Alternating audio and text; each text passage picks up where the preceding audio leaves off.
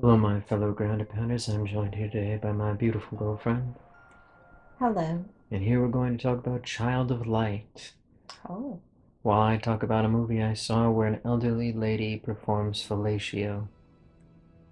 what? That is correct. I watched a Why movie. why do I just like find these things out the minute you start? So, Child of Light is a wonderful or not, I don't know, but it's gorgeous.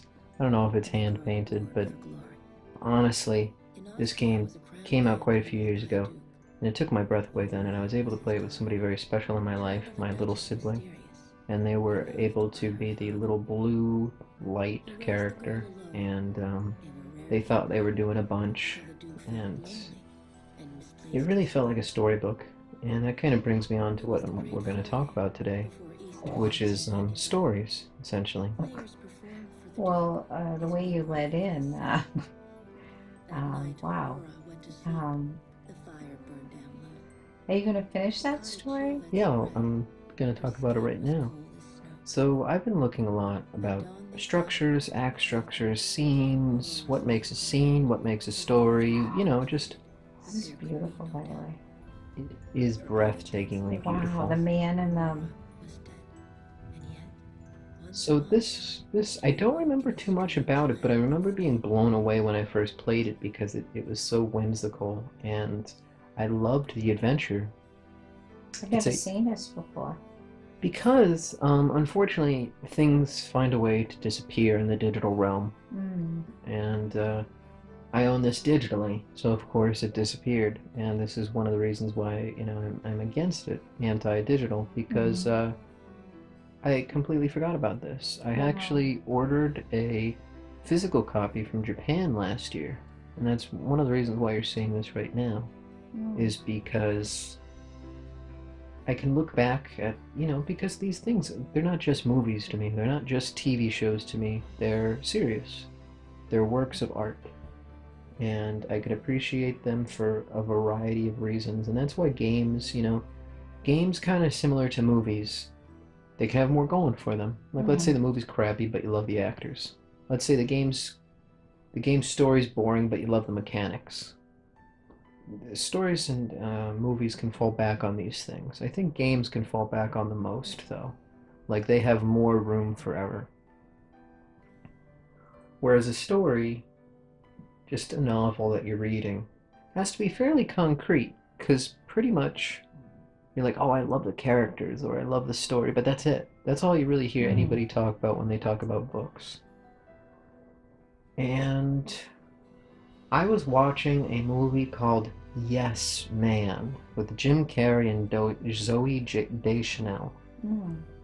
And I remember hearing about this when I was in school, and this friend of mine said, hey, I really like the movie. And from then on, I knew he was dumb and the movie was probably going to be dumb too. And here we are years later, and I finally put it on. And I don't know what possessed me. It takes so much commitment sometimes to sit down and go, I'm going to do nothing but enjoy myself for this amount of time. It takes huge commitment. That's the hardest thing. Because you're like, no, you got to do this, you got to That's do how I that. am. You can't, you haven't earned it yet. So I threw this crappy movie on because I was like, well, you know what? I can work on stuff while I watch this in the background. Mm-hmm. And one of the things that jumped out to me after studying plot structure, story structure, all of these things is there's like an inciting incident, but then after that, the middle just stuff happens. Mm-hmm. And that's why the movie truly sucked, because there's an hour of just stuff happening with Jim Carrey. And then at the end, somebody literally tells Jim Carrey the lesson he should have learned. I'm like, oh, so this is why I hate it. And it was kind of nice because I've been studying all of these things, so it's nice to. Mm-hmm. And then I kind of watched a movie called Ferris Bueller's Day Off. And I actually really enjoyed Ferris Bueller's Day Off. I only laughed once at Yes Man. And it was this really funny part where Jim Carrey is drunk and he's in a fist fight because the Wait a minute. ex. Ferris Bueller's Day Off. No, and Yes Man. I'm Oh, sorry. oh, you I'm okay? sorry. You're going back and forth. Okay, yes, So man.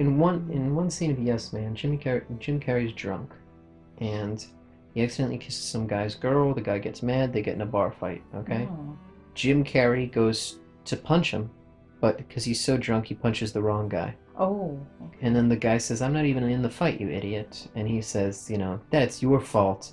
Maybe, you would have been in the fight if he says something really dumb. And Yeah. it actually made me laugh. And I went, hey, that's pretty funny. Because then the guy who's trying to fight him goes, I'm over here. And he's like, uh-oh. And that was it was funny. I Yeah, really that liked is it. funny. I can tell.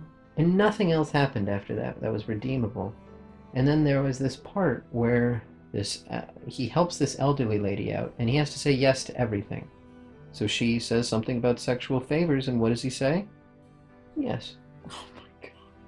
And I proceeded to watch a film that was rated PG-13, where the lady takes out her dentures and performs a sexual act.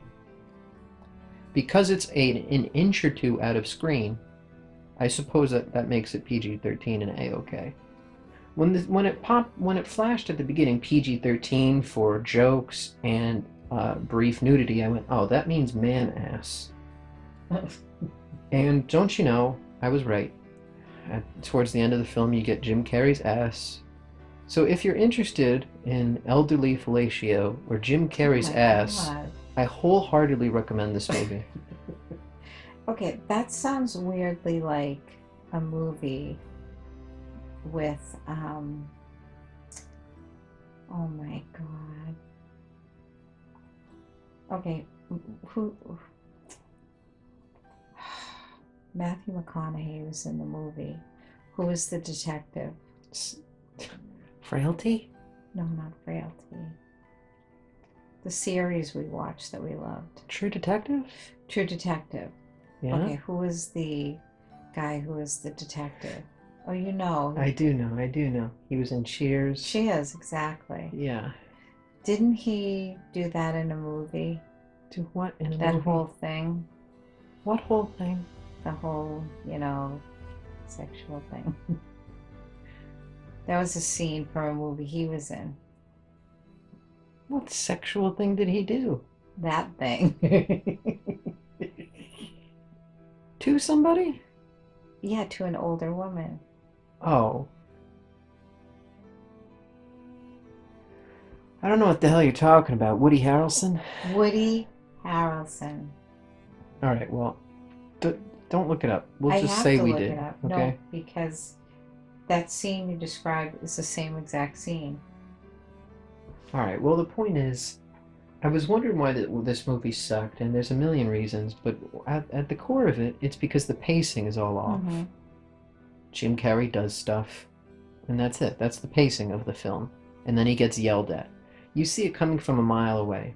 Zooey Deschanel plays Zooey Deschanel, aka Free Spirit, who everybody should be like, but nobody is. That's all she plays. She's as bad as recent Johnny Depp and Helena Bonham Carter in that respect, which is playing caricatures of themselves.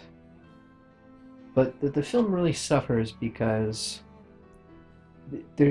he doesn't really learn anything, and he's extremely passive, and anyway. But then I was watching Ferris Bueller's Day Off, and I'm looking at that film, I'm like, wait, this kind of has the same problems as Yes Man, but why do I enjoy it? One, I think the jokes are pretty damn funny in Ferris Bueller's Day Mm-hmm. Off. They're just silly, lighthearted, and awesome. And I think there's more growth in that because of Ferris Bueller's plan. I think John Hughes, which was such a master of storytelling, he knew, hey, Ferris Bueller's just an asshole. He begins that way and he ends that way. But to give the story meaning, he's like, we need some growth. And that comes in the form of Cameron, his best friend, who's scared to do anything because of his father. It's been so long. I think I really think you should see that movie, because when we first met, you said you never saw it. Well, I feel like I did. And I don't know, maybe I didn't. But it's really awesome. And even though there's like slight growth, and basically what the problem I said for Yes Man plagues Ferris Bueller, but I really do think it's as simple as prominent growth. And if it's a comedy, people take it less seriously, but there still needs to be pacing. And I feel propelled because there are a bunch of mini challenges in Ferris Bueller's Day Off. Oh, how is he going to do this? Oh, that's how he does it. How is he going to do this? Well, that's how he does it. Because it's way more engaging. Whereas in Yes Man, all of a sudden somebody says, "Hey, somebody's about to jump off a ledge," and he just goes out there and he fixes it. It doesn't have any context. It doesn't really Right. relate to Jim Carrey. Jim Carrey's not the one who's on the ledge. But Child of Light, I don't remember it too well. But I was swept away by the story because it was extremely whimsical, and I felt kind of pushed along, and I felt for the characters, and it was just this really weird, awesome thing. And that's it, you know. Yeah, it's super beautiful. You have no idea how beautiful it is. Wow. It is such a treat. And, just, I guess that's really it. Just about story, about something being whimsical, dissecting it. It's really easy, but people sit down and they watch a movie because they're willing to get invested. But the longer your movie or your piece of entertainment doesn't invest the audience, they'll bail out, especially in this age of content. So what you need to do as a creator is really just give the audience something to care about kind of right away. And I think that performing the status quo isn't enough. But anyway, this has been Child of Light. This has been our video. Would you like to sign off? Yeah, I guess so. I still have so many unanswered questions. Like what? I don't know. You started off with, and if you want a movie about whatever Felicia, I was like, thank you so much for that's like dead on impression.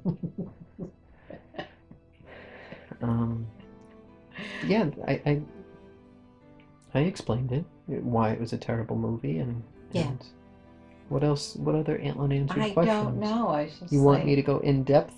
No. Is that why you feel left out? No, and I still have questions because I feel like it reminds me of something else, like another movie. Well, you can Woody Harrelson and Cloris Leachman. That sounds gross. Why would you pursue that knowledge? Because it's driving me crazy because you brought it up. I think it would be best left unsaid. All right, then we'll go with unsaid. How's that? Yes. But there's something magical and whimsical about certain stories and comedies, and when you sit down, you're willing to be whisked away, and this game whisks you away. Ferris Bueller whisks you away to a magical place where you don't have to go to school. And Yes Man just didn't whisk me away because he was terrible. Oh gosh. So this is something I wholeheartedly recommend, and it would be amazing if you and I could play it together at some point. Because if I played it with a toddler, I figure you should be able to keep up. Very funny. Thank you so much for listening. Would you like to sign off? All right. Well, thank you for listening. And please like and subscribe. It means the world to us. Happy New Year. And good night. Good night.